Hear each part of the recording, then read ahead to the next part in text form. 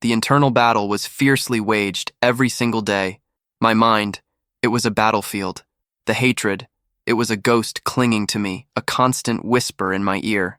They are the enemy. They took everything. I walked through those New York streets, eyes narrowed, seeing only the faces of my captors in every American. It was irrational, I knew it, even then. But the camp had carved a different kind of sight into me, a permanent scar. I remember my first apartment.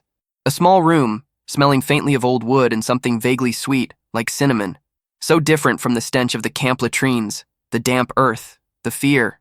I'd sit by the window watching the street below, convinced every siren was for me, every glance a judgment. Paranoia, yes, but it felt like survival. And then, Mrs. Rodriguez, a tiny woman from across the hall with hair like spun silver and a smile that crinkled her eyes. She knocked on my door one evening. I almost didn't answer. My heart hammered. What did she want? To accuse me? To demand something? I opened it just a crack. She held out a plate, warm tortillas, still steaming, smelling of corn and comfort. Para ti, she said, her English broken, but her eyes held no malice, only a simple human offering. I took it, numb. It felt like holding a piece of the sun, and for a split second, the ghost of hatred paused. Just a second. Then there was Mr. Henderson, my English teacher at the community center. A quiet man, patient beyond measure. He'd correct my pronunciation, not with scorn, but with a gentle nod, a slow repetition. He never asked about my past, never pried. He simply taught. He saw a student, not a former enemy. I found myself looking forward to those classes. The rhythm of new words, the struggle to articulate thoughts that had been silent for so long. It was like learning to breathe again, but with a different kind of air. And the children. Oh, the children. They were the most unsettling, unburdened by history. One afternoon, I was walking past a park, my head down, trying to disappear into the crowd. A small boy, no older than 5, was playing with a red ball. It bounced away, rolling right to my feet. He looked up, his eyes wide, then pointed. "Ball!" he shouted. I picked it up, my hands trembling slightly, and as I handed it back, he grinned. A pure, unadulterated grin. Then he waved. A simple, open-handed wave. My hand, it almost lifted to wave back, but I couldn't. Not yet. It felt like betraying something deep inside me. These moments, they were like tiny pebbles dropped into a vast frozen lake. They made ripples, but the ice was thick. My job, for instance. I started in a factory, a noisy, relentless place. The roar of machines, the smell of grease and metal. It was honest work. Hard, but honest. And anonymous. That's what I wanted. To be a part of something, yet invisible. I kept to myself. Ate my lunch alone. Never made eye contact. I expected to be ignored, to be tolerated at best. But then came the old foreman, a gruff Irishman named O'Malley. He'd bark orders, sure. But one day, I was struggling with a jammed machine, my hands clumsy, my mind still half lost in the past. He came over not yelling, but sighing. He didn't push me aside. He just showed me, slowly, patiently, how to fix it. His hands, calloused and strong, guided mine. "You'll get it, son," he grumbled. "Takes time. Son." He called me son. It was just a word, a common phrase, but it landed like a punch, a kind punch. I began to notice things. The way people held doors for strangers. The way they'd apologize if they bumped into you, even slightly. The casual smiles. These weren't the monstrous enemies I'd been trained to see. They were people. Confusing, aren't they? The enemy who offers you tortillas. The enemy who teaches you words. The enemy who calls you son. My mind wrestled with it all. It was a constant argument inside my head. They are kind to you now, but remember the war. Remember the hunger. Remember the beatings. The memories were a weight, a heavy chain. But another chain was forming too. A chain of small, unexpected mercies. Each link was fragile but present. I started to wonder, could I ever truly let go of the old chains? Could these new ones, these threads of kindness, ever truly hold me? I didn't know. I was still a prisoner in a way. Not of barbed wire, but of my own past. And of a story I thought I knew completely.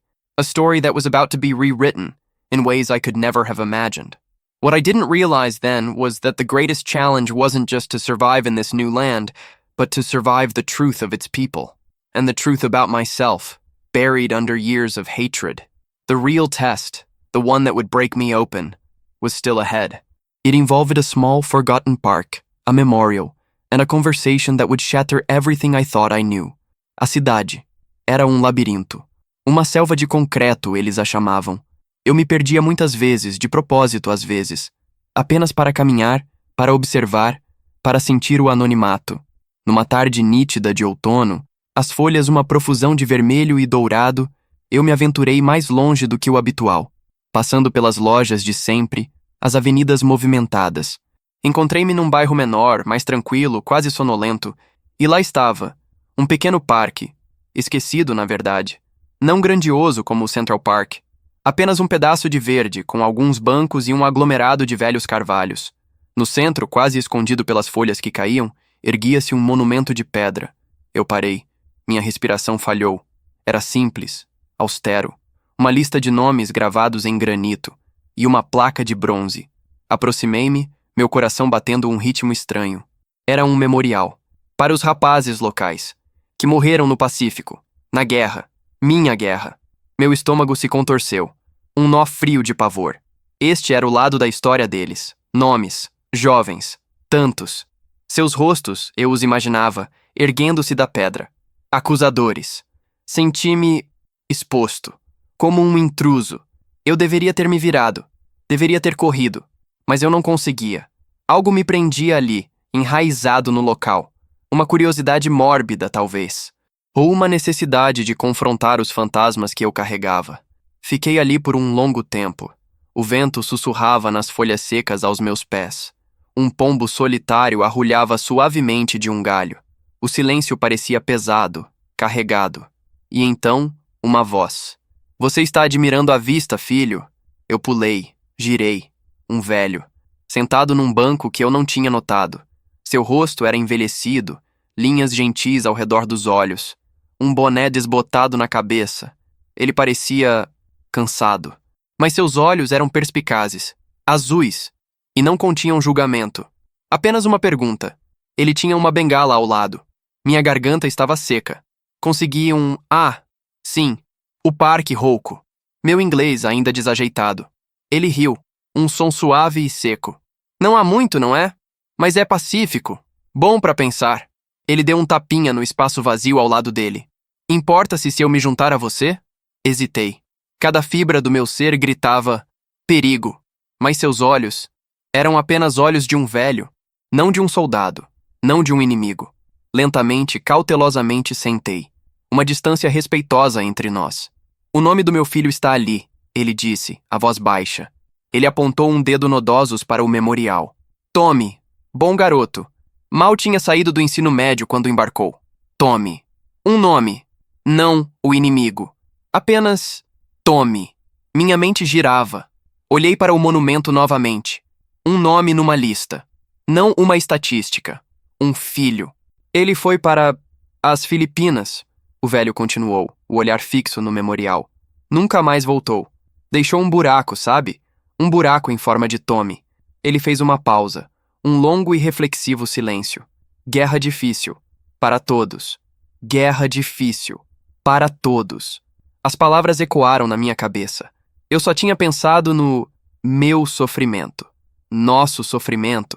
A fome, as surras, o medo incessante e esmagador no campo. Eu via os americanos como os que infligiam isso, ou pelo menos a razão para isso. Mas eles tinham seus próprios buracos, suas próprias perdas. Você esteve na guerra? Perguntei, as palavras quase um sussurro. Preparei-me. Para a raiva. Para a acusação. Ele virou a cabeça lentamente, aqueles olhos azuis encontrando os meus. Fuzileiros. Teatro do Pacífico. Vi algumas coisas. Fiz algumas coisas. Um suspiro escapou dele. Profundo. Pesado. Coisas que você nunca realmente esquece, por mais que tente. Ele olhou para o meu rosto, realmente olhou para mim, não com suspeita, mas com uma estranha e sábia tristeza. Você também, suponho. Sua compreensão foi como um calor súbito e inesperado no meu peito, e um soco no estômago. Ele viu. Ele entendeu. Não como um inimigo, mas como um colega humano que tinha testemunhado o indizível. A fortaleza no meu coração, aquela construída com ódio e propaganda, sentia que estava começando a rachar. Apenas uma fissura, mas uma fissura, ainda assim. Eu a senti, incapaz de falar. As memórias, elas inundaram. Não apenas a dor, mas os rostos, meus companheiros, o medo em seus olhos, a dignidade silenciosa de alguns, o desespero de outros. E então, eu vi os rostos dos meus captores também. Nem todos monstros. Alguns eram apenas jovens, assustados, cumprindo ordens. As linhas absolutas e rígidas que eu havia traçado entre o bem e o mal, entre nós e eles, elas se borraram. A guerra faz você fazer coisas, o velho disse, como se lesse meus pensamentos. Coisas que você se arrepende. Coisas com as quais você tem que viver. De ambos os lados. Ele pegou uma folha caída, virando-a em seus dedos calejados. Não importa de onde você é. Não importa qual uniforme você usou. A lama é a mesma. O medo é o mesmo. Suas palavras não eram apenas palavras.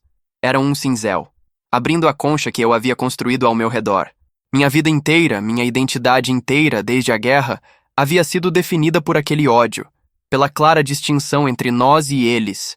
Mas este homem, um veterano americano, cujo filho morreu lutando contra nós, estava me dizendo, era o mesmo. A lama, o medo, um pensamento estranho, quase absurdo, passou pela minha mente.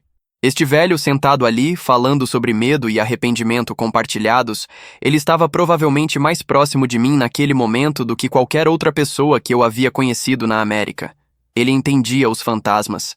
E ele não estava tentando lutar contra eles, ou contra mim. Apenas reconhecê-los. O sol começou a se pôr atrás dos edifícios, projetando longas sombras. O ar ficou mais frio, mas dentro de mim, algo estava descongelando.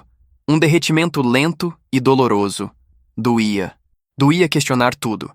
Reexaminar o próprio alicerce da minha sobrevivência. Mas também era necessário. Olhei para o velho, seus olhos ainda no memorial, no nome de Tommy. E pela primeira vez, não vi um inimigo. Vi um pai, um humano, e me vi refletido em sua dor silenciosa.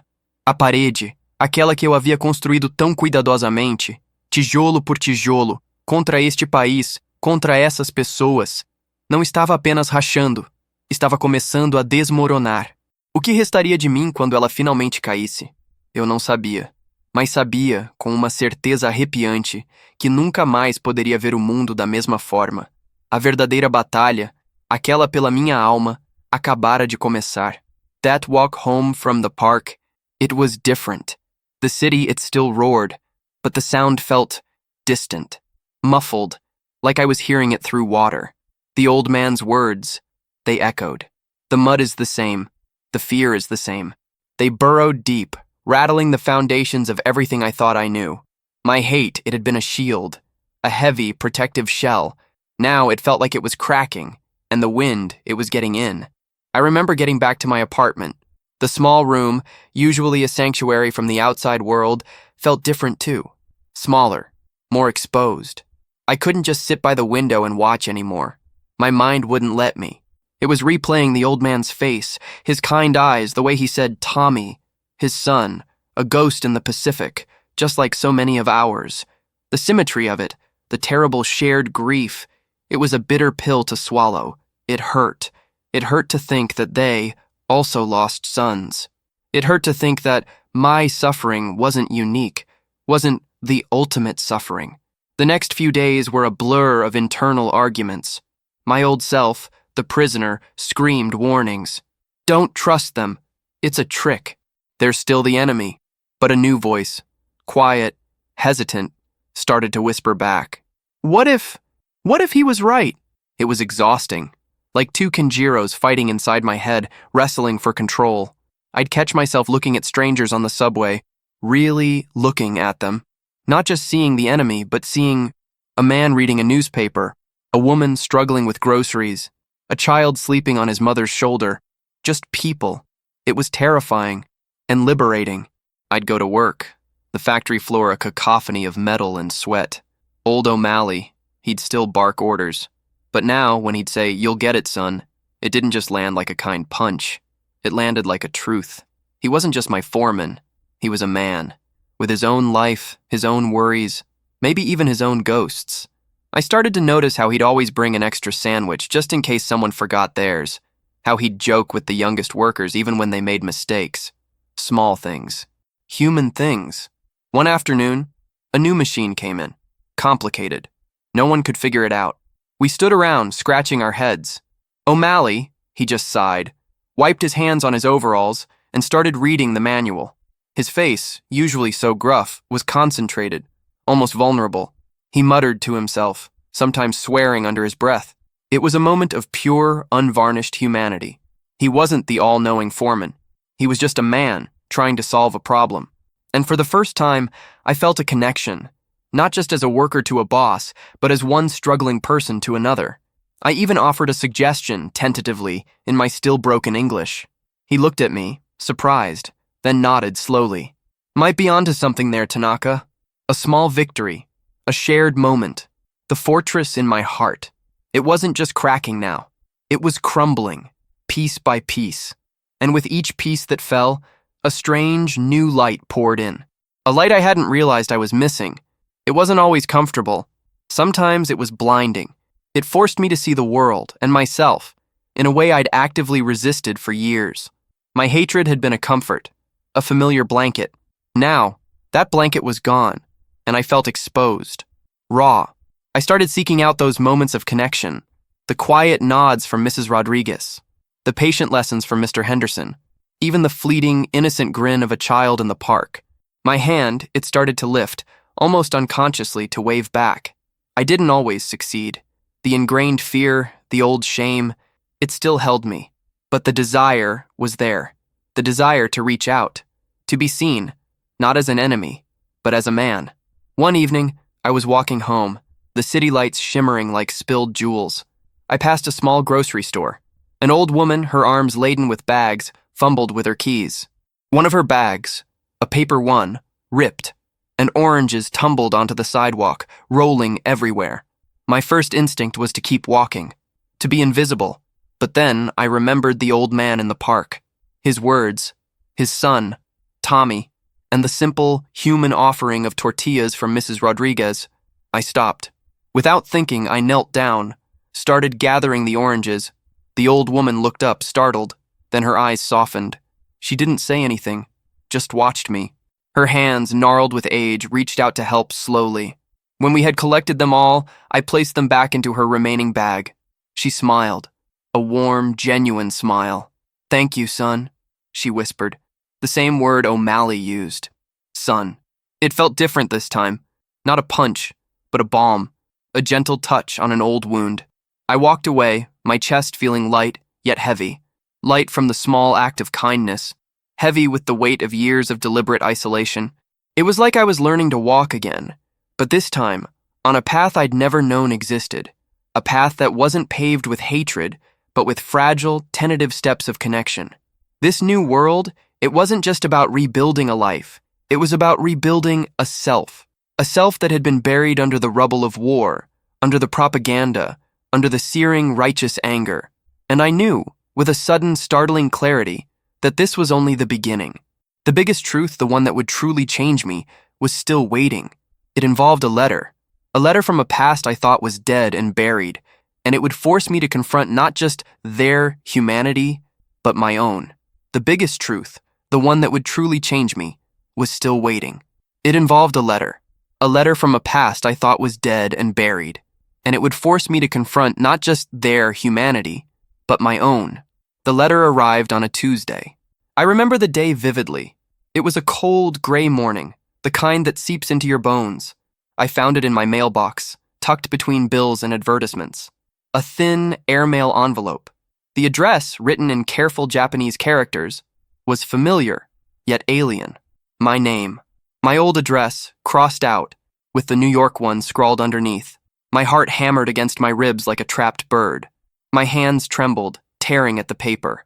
It was from my sister, from Japan. I hadn't heard from her in years. Not since the war. The words, when I finally translated them, were a punch to the gut. She was well, she wrote, though life was hard. Our village slowly rebuilding. Then came the part that stole my breath. Our mother. She was ill, very ill. Her last wish, a simple one, to see me, to see her son, Kenjiro, one last time. My mother. The name itself was a ghost. I hadn't thought of her, really thought of her, in years. Not since the camp. Survival had been everything. Family, home, future, all luxuries I couldn't afford to remember. Remembering meant weakness, meant pain. But now, here it was. A direct summons from the past, from the land of my defeat. The letter lay open on my small kitchen table, a stark white flag of surrender to a history I'd tried to bury. My mind was a whirlwind. Go back? To Japan? To the ruins? To the shame? To the place where I had been a prisoner? And then, a ghost? The thought was terrifying. It felt like stepping back into the inferno. All the kindness I had found here, the tortillas, the English lessons, O'Malley's gruff son, the old man in the park. It all seemed to shrink, to fade against the overwhelming pull of that letter. The hatred, that old familiar companion, stirred again. They did this. They destroyed our home. They made me forget my mother. It was a desperate, clawing anger, a way to avoid the real truth that I had chosen to forget. I had chosen to build a wall, not just against my enemies, but against my own people, my own memories, to survive. And now, that wall was crumbling, not from the gentle nudges of America, but from a single, fragile letter from home. I couldn't eat, couldn't sleep. Every face on the street, every sound of the city seemed to mock me. What was I doing here? Building a new life, a life of kindness? While my mother lay dying, alone? The irony was brutal. I had escaped one prison, only to find myself in another of my own making. A prison of guilt, a prison of denial. I went to work, but my hands were clumsy. My mind was far away, drifting across the vast, unforgiving Pacific. O'Malley noticed. He put a hand on my shoulder, his grip surprisingly gentle. "Something bothering you, son?" he asked. I just shook my head, unable to articulate the storm raging inside. How could I explain? How could I tell him that a letter from my dying mother was tearing me apart, while his countrymen had been the ones who bombed my country, who imprisoned me? The layers of complexity, the moral ambiguities, they were too much. That night, I walked. For hours. Past the bright lights of Times Square, past the quiet brownstones. My feet knew the city now, but my heart was lost.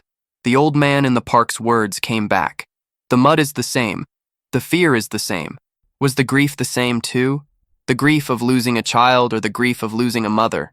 Was my pain, my specific, personal pain, truly unique? Or was it just another thread in the tapestry of human suffering that war weaves? I found myself back at that small, forgotten park. The memorial, stark in the moonlight. I sat on the same bench, the cold stones seeping into my clothes. Tommy, his name etched in granite. His mother somewhere, grieving him. And my mother, thousands of miles away, grieving me perhaps, or just wishing to see me. The symmetry was agonizing. It wasn't about us versus them anymore. It was about shared humanity, shared loss, shared regret. The letter had forced me to confront a truth far more profound than the humanity of my former enemies. It forced me to confront my own capacity for love, for connection, for grief. The hatred I'd carried, it hadn't just protected me from them. It had protected me from myself, from the pain of my own past, from the love I had lost, from the family I had abandoned.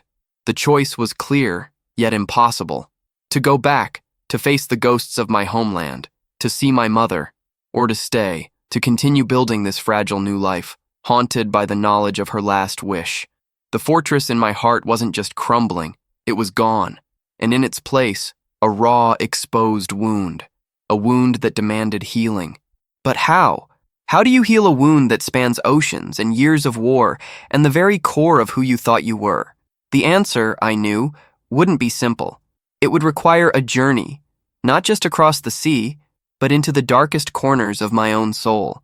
It would require an act of courage I wasn't sure I possessed, and it would involve a final, painful confrontation with the man I had become and the man I was meant to be. The choice gnawed at me. Days turned into sleepless nights. My conscience, it was a relentless drumbeat. Go. Face it. I packed a small bag, only essentials. Leaving felt like another escape, but this time from a different kind of prison, the one I'd built around my heart. Saying goodbye to O'Malley, to Mrs. Rodriguez, was surprisingly hard.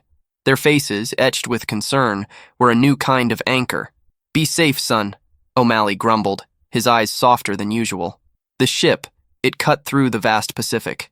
Every wave, a reminder of the distance, of the years. I watched the American skyline shrink, then vanish. I was heading back, to the land of my birth, to the place of my deepest wounds. My stomach churned, not just from the sea, but from the fear. What would I find? What would I become, walking those familiar yet alien streets again? The man who left was full of hate. The man returning, he was a question mark, a fragile hope, perhaps. But beneath it, a terror of what memories would resurface. The ghosts of the camp, they were waiting, and the ghost of my mother. This wasn't just a trip home.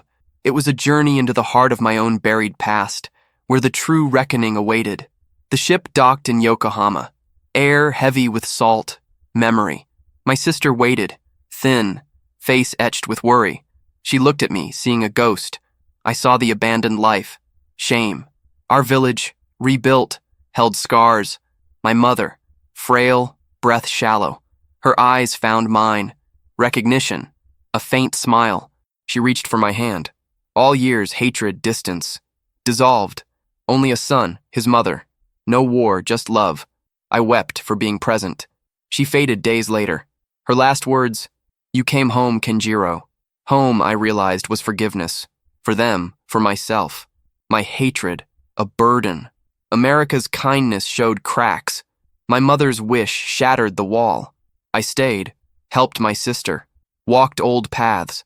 I saw my homeland not as a defeated soldier, but as a man who'd seen shared humanity. The mud, fear, grief, it was the same. A universal tragedy. I returned to America not a refugee, but Kenjiro. A man with a past and a future. War taught hate. Life taught love. To forgive the boy who forgot, embrace the man who remembered. In the end, I didn't win the war. I learned to win myself. Freedom isn't escaping barbed wire, but dismantling walls within. Walls of hate, fear. True strength is in the quiet courage to let anger go.